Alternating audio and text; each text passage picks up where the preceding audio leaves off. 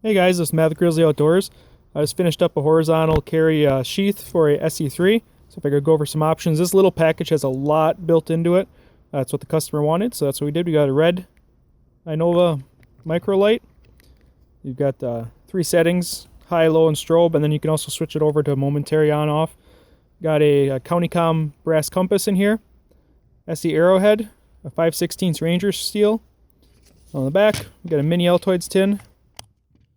And then a tech lock for this is appendix carry. With this, I had to offset or move the tin out farther so the belt has room to ride around that. Put the fire steel up to the top. So you still have your thumb brake. It also gives more room here. Keeps it a little bit narrower. The arrowhead I had to put on the front. There just wasn't enough room on the back. So put that there. This holds fairly snug so it doesn't fall out, but you can still get it pretty decently.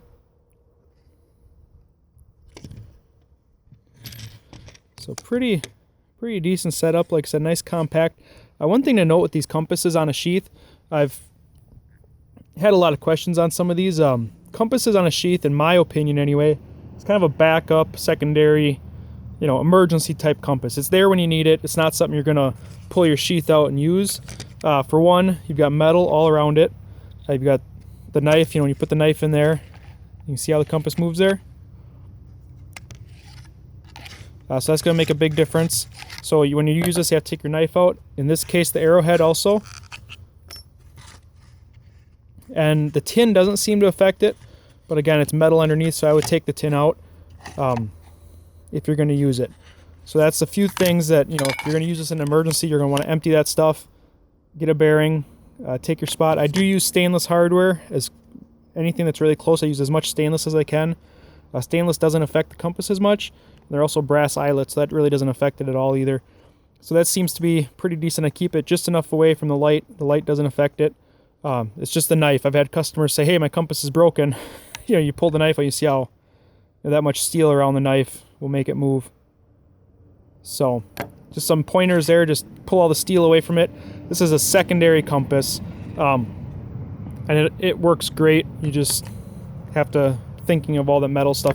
Even with your normal Lancet compass or whatever, if you have it too close to your zipper or too close to metal on your shirt or something, that'll throw it off too, which a lot of guys don't think about. But still, keep that in mind when you're using this. Kind of a backup secondary. Same with the light. This is for map reading when needed. These are just little button lights. I would not carry that as your primary light. I carry an old light in my pocket. That's typically my primary light. And then the sheath stuff is just kind of bonus. If you lose that or something, you've got something you can use. It's just handy that way. So, all right, guys, have a good afternoon. If you have any questions, this was a custom build. The customer wanted all this on here. Our website is grizzly-outdoors.com. We do customs. Emails have been crazy lately, so it takes me a while to get back to them. Just, trying to get through them all is really hard with how many there are. So be patient with us that way. If you want a custom like this, leave us an email with as many details that you want as possible, so we have less questions. We can get it built up the way you want.